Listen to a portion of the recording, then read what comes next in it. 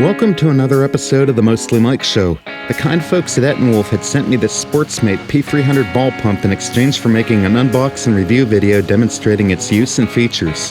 I'll show you what's in the box, compare it to a pressure gauge that I made specifically for this device, test the inflator on a basketball, and finally, we'll see how well it inflates a 5-inch fat bike tire. I'm in a secure location outside the top secret Mostly Mike Show Research and Development Center. Let's get started by seeing what's in the box. Everything was packed very nicely in the box. There's a calibration certificate stating accuracy with a tolerance of 0.2 of a PSI, which should be fine for this quantitative review video. There's also some instructions written in 5 different languages, which is super handy to have. The Sportsmate P300 ball pump comes with a 2-year manufacturer's warranty. Finally, here's the Sportsmate P300 ball pump itself. At this time, the P300 ball pump is available in 2 colors, dark cyan, which is this one, or deep black. Lastly, there's a USB Type-C charging cable. There's 2 needles that store in these little neoprene-lined holes on the business end of the pump. Adjacent to this are the inflate and deflate ports of the P300. The needles just screw into the port of your choice. To turn the unit on, simply press the power button down for a few seconds until the display lights up. You can switch measuring units with the button marked U from PSI, bars, or KPA, but I'm pretty sure that PSI is the preferred unit for most, or perhaps PE-PSI. Just kidding.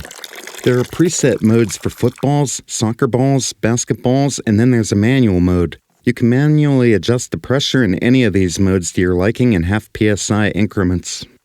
I made up a little analog pressure gauge adapter to see exactly what pressure this pump is putting out.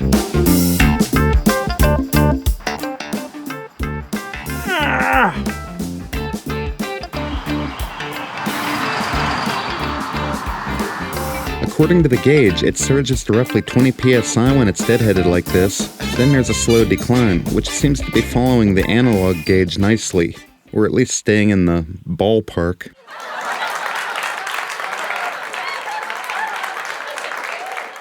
Doesn't seem to be following too bad. Shut up!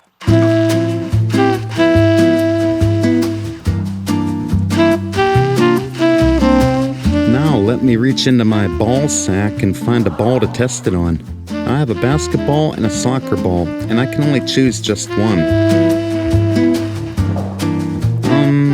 I'll try the basketball, being that it's the largest of my 2 balls.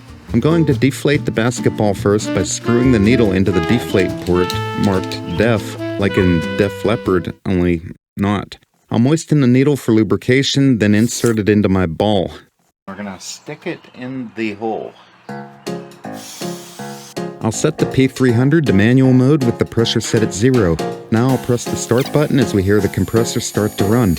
As you can see in the time lapse, it removed most of the air from the basketball, turning it into what looks like a prune, only different. We'll let it say when it's had enough. And I think it's had enough. In this state, it could double as a water dish for your pet. Or you can stuff it into your suitcase on a trip, perhaps to another state.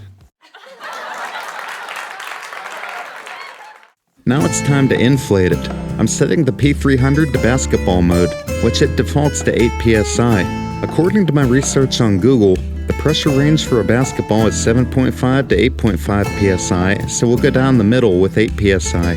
We'll screw the needle into the inflator port, moisten it as before, and I'll add that some people like to go in dry, but lubrication definitely makes the experience a little smoother. Just saying. Okay, so I'm going to take it to basketball setting, which is 8 psi. Just hit the on button. It wasn't running for very long, and you can see that the ball started to take shape. The pressure gauge on the P300 is pretty uneventful until the pressure starts to build after the ball is filled up. Then it starts to climb pretty quick. It automatically stopped when the pressure reached 8 psi. It starts slowing down then toward the end. And there's 8 psi. And the ball actually feels good. As previously promised, I'm going to try filling the tire on my fat bike with the P300.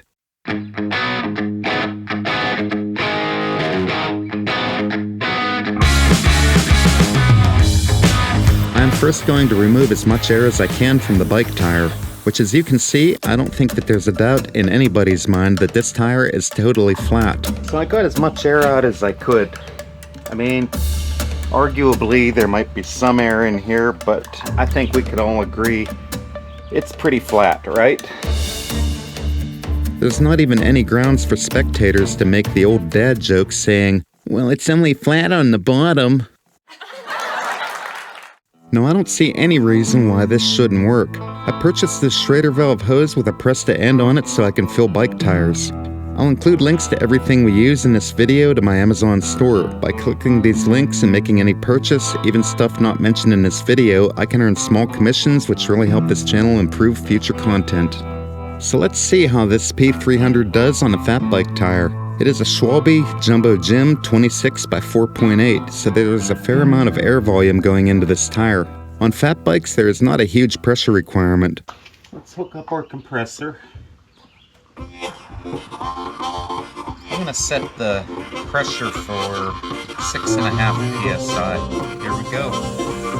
I'll tell you what, it seems to be filling a lot faster than I expected. The bike is rising. I'm not building any pressure yet, but it's sure filling the tire up. We have pressure build up to 1.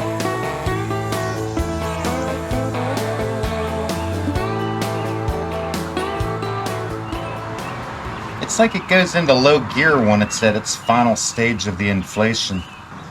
Like it knows when it's getting close. There's 6.5 pounds.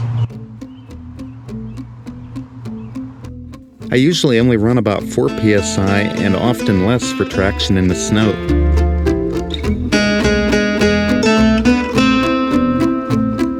I have to say that I'm pretty impressed with the way that the Etenwolf Sportsmate P300 filled up the basketball and the fat bike tire. The unit is pretty user-friendly, has a large easy-to-read display, and just has that quality feel like it is built to last. In other words, it doesn't feel cheap. The folks at Etenwolf had given me the choice to get the dark cyan or deep black. I am happy with the dark cyan color choice that I made. Myself, I would consider it more of a teal, turquoise, or perhaps seafoam, but I'm not splitting hairs. Nonetheless, I think the color is pretty attractive and it should complement almost any decor. I like the fact that I can charge it with my phone charger and I have the ability to charge it in my vehicle if need be. The battery charge seems more than adequate. Everything in this video, plus a lot of behind-the-scenes stuff, was done on a single charge, and there's still life left in the battery. There's really nothing I don't like about the P300 ball inflator. Go to my Amazon store and treat your balls to one today. I'd like to thank the folks at Etenwolf for helping make this video happen by sending me this pump.